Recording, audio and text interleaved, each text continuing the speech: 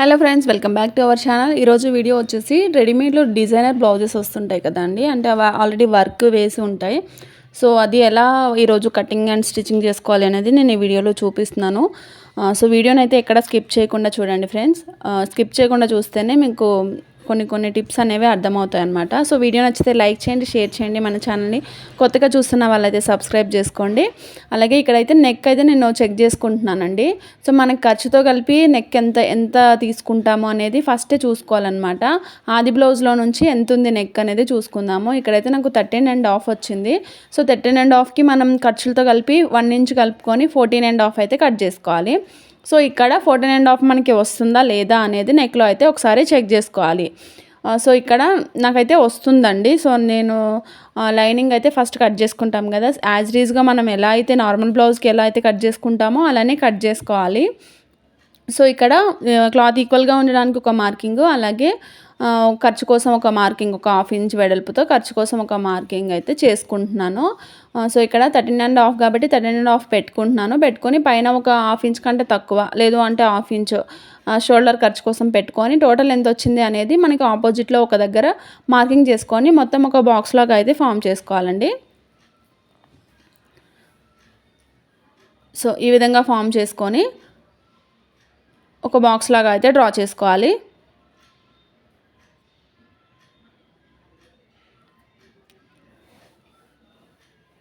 ఇలా డ్రా చేసుకున్న తర్వాత ఇప్పుడు బ్లౌజ్ యొక్క వెడల్పు అంటే వెస్ట్ లూజ్ ఎంత అనేది మనం ఆది బ్లౌజ్లో చెక్ చేసుకోవచ్చండి. మనకి కాజాపట్టి ఏదైతే ఉంటుందో దాన్ని లోపలికి ఫోల్డ్ చేసుకొని మిగతా మొత్తం ఉక్స్ పట్టితో కలిపి ఎంత వచ్చింది అనేది మనం చెక్ చేసుకోవాలి. ఇక్కడ నాకు 30 వచ్చిందండి. 13ని 4 పార్ట్స్ చేయాలి టేప్లోనే.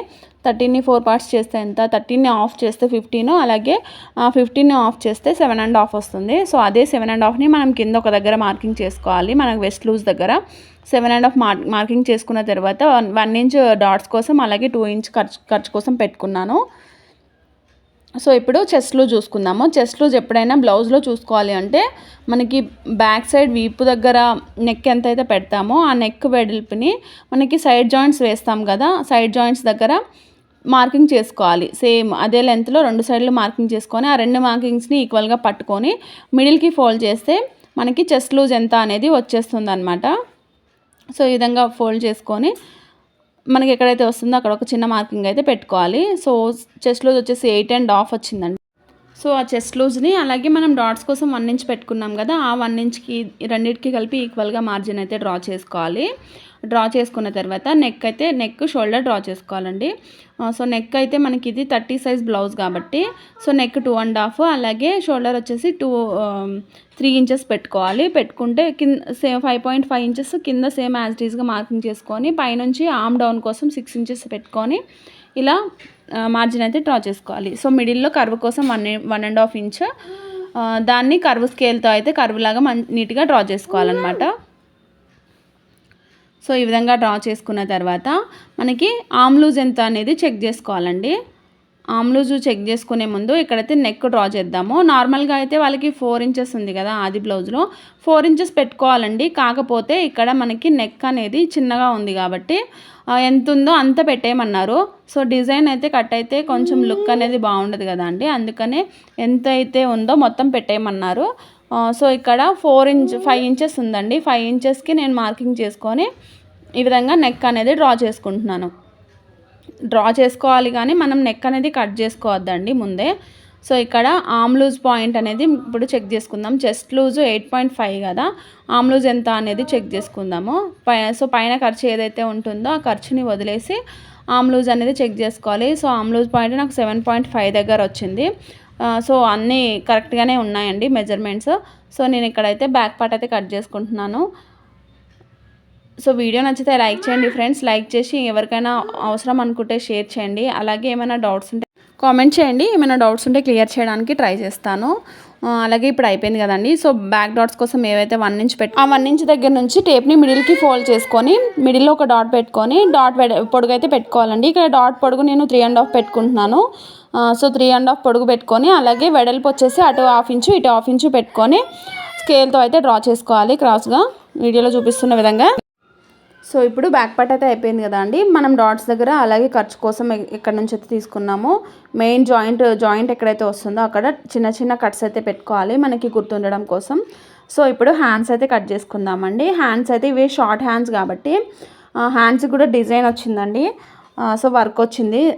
సో ఇక్కడ ఈక్వల్గా మార్కింగ్ చేసుకోవాలి. క్లాత్ ఎంతవరకు చూసుకుంటున్నాను అనమాట. కింద క్లాత్ చాలా వేస్ట్ అవుతుంది. సో ఈ విధంగా చూసుకొని ఖర్చు కోసం అదే ఈక్వల్గా ఉండడానికి ఒక మార్కింగు, అలాగే ఖర్చు కోసం ఒక 1/2 ఇంచ్ ఎక్స్ట్రా పెట్టుకొని పైనకి 4.5 పొడుగండి. అలాగే పైన జాయింట్ కోసం ఒక 1/2 ఇంచ్.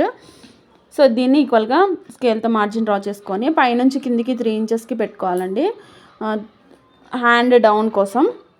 సో ఈ విధంగా పెట్టుకున్న తర్వాత మనకి మెయిన్ పైన జాయింట్ దగ్గర ఏదైతే మార్కింగ్ చేసుకున్నామో షోల్డర్ దగ్గర అక్కడ 1 ఇంచ్ స్ట్రైట్గా మార్కింగ్ చేసుకోవాలండి. మార్కింగ్ చేసుకొని హ్యాండ్ యొక్క మనకి ఆర్మ్ హోల్ ఎంత ఉన్నది అనేది పైనుంచి క్రాస్గా పెట్టుకొని ఈ విధంగా డ్రా చేసుకోవాలి. క్రాస్గా కొంచెం కిందికి ఇట్లా డ్రా చేసుకున్న తర్వాత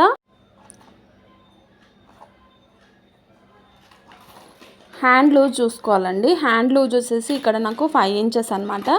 సో 5 ఇంచెస్ హ్యాండ్ లూజ్, అలాగే 2 ఇంచెస్ ఖర్చు కోసం తీసుకున్నాం కదా, అదే 2 ఇంచెస్ కింద తీసుకొని అలాగే పైన ఆర్మ్ హోల్ పాయింట్ ఎక్కడైతే పెట్టుకున్నామో అక్కడ నుంచి కూడా 2 ఇంచెస్కి మార్కింగ్ చేసుకొని ఈ విధంగా మార్కింగ్ అయితే చేసుకోవాలి. మార్కింగ్ చేసుకున్న విధంగా కట్ చేసుకోవాలండి. ఇక్కడ కొంచెం అయితే నాకు చిన్న జాయింట్ అయితే పడుతుంది.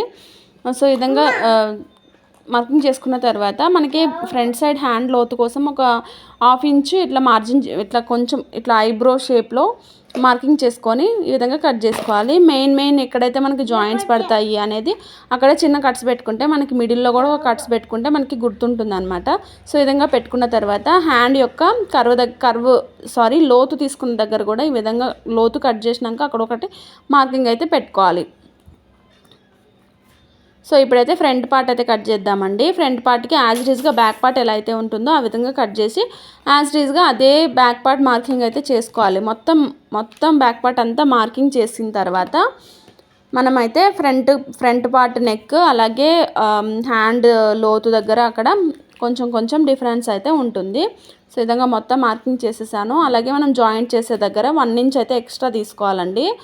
1 ఇంచ్ ఎక్స్ట్రా ఎందుకంటే మనము డాట్స్ వేస్తాం కదా, డాట్స్ వేయడానికి అలాగే ఫ్రంట్ సైడ్ ఉక్స్ కాజా పట్టి వస్తుంది కదా, ఆ ఖర్చులు కూడా పోతాయి కదా. సో మనకి 1 ఇంచ్ ఎక్స్ట్రా పెట్టుకుంటే సరిపోతుంది అనమాట. సో ఈ విధంగా పెట్టుకొని బ్యాక్ పార్ట్ తీసేసి కింద నుంచి 2 ఇంచెస్కి మార్కింగ్ చేసుకొని స్ట్రైట్గా ఒక లైన్ అయితే డ్రా చేసుకోవాలి.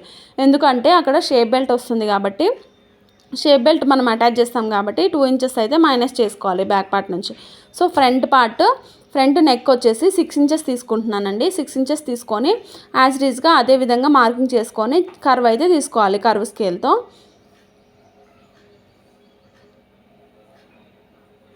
సో చూసారు కదా, ఈ విధంగా కొంచెం డీప్ కర్వ్ అయితే తీస్తున్నానండి.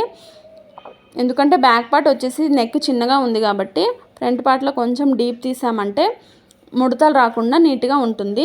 సో కింది నుంచి 1.5 ఇంచ్కి మార్కింగ్ చేసుకొని సైడ్కి 2.5 ఇంచ్కి మార్కింగ్ చేసుకొని 1 ఇంచు వెడల్పుతో అయితే మెయిన్ డాట్ అయితే ఇక్కడ నేను డ్రా చేసుకుంటున్నాను. సో ఈ విధంగా ఆ 2 మార్కింగ్స్ని అయితే కలుపుకొని మిడిల్ డాట్కి కూడా మనకి సైడ్ ఎంతైతే విడుతుందో అందులో 1/2 ఇంచ్కి అయితే మార్కింగ్ చేసుకొని 2.5 ఇంచు వెడల్పుతో మనమైతే ఉక్స్ పట్టి కాజా పట్టి వైపు వచ్చే మార్కింగ్ అయితే చేసుకోవాలి. సో ఈ రెండింటికి మధ్యలో ఎంత అయితే డిఫరెన్స్ ఉంది, ఎన్ని ఇంచెస్ ఉందో అదే ఇంచెస్తో మనకి చంక వైపు వచ్చే డాట్కి అయితే వేసుకోవాలి. సో ఈ విధంగా వేసుకున్న తర్వాత ఫ్రంట్ పార్ట్ అయితే కటింగ్ అయితే చేసుకోవాలండి. సో వీడియో నచ్చితే లైక్ చేయడం మర్చిపోకండి ఫ్రెండ్స్. మీరు లైక్ చేయడం వల్ల వీడియో అనేది ఇంకొంతమందికి రీచ్ అవుతుంది, మాకు కూడా కొంచెం మోటివేషన్గా ఉంటుంది. సో ఇక్కడ ఫ్రంట్ పార్ట్ కటింగ్ అయిపోయిన తర్వాత మనకి డాట్స్ పెట్టుకున్నాం కదా అండి, మనం డాట్స్ కోసం ఏవైతే మార్కింగ్ పెట్టుకున్నామో ఆ 3 డాట్స్ దగ్గర చిన్న చిన్న కట్స్ అయితే పెట్టుకోవాలి. అలాగే షోల్డర్ దగ్గర కూడా నేను మార్కింగ్ చేయలేదు కానీ కొంచెం క్రాస్గా అయితే కట్ చేసుకుంటున్నాను. సో ఫ్రంట్ పార్ట్లో లోతు కూడా తీసుకున్నానండి, ఒక హాఫ్ ఇంచ్ వరకు తీసుకొని ఈ విధంగా కటింగ్ అయితే చేసుకోవాలి. ఇలా ఫ్రంట్ పార్ట్ కూడా కటింగ్ అయిపోయిన తర్వాత మనకి షేప్ బెల్ట్ కట్ చేసుకోవాలండి. సో అన్ని దగ్గరలో నేనైతే కట్స్ పెట్టుకుంటున్నాను.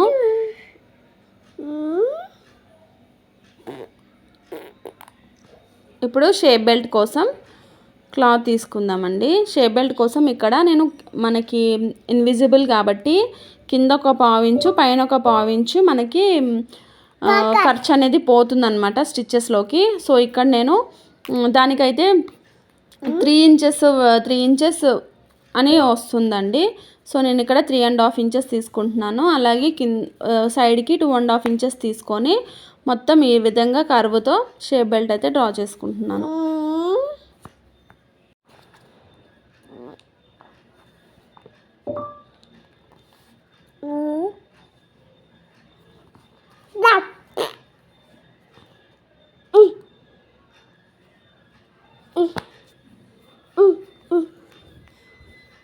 సో ఈ విధంగా డ్రా చేసుకొని మొత్తాన్ని అయితే ఈ విధంగా కట్ చేసుకోవాలండి. నీట్గా 2 లేయర్స్ ఈక్వల్గా ఉండేటట్టు చూసుకొని షేప్ బెల్ట్ అయితే కట్ చేసుకోవాలి.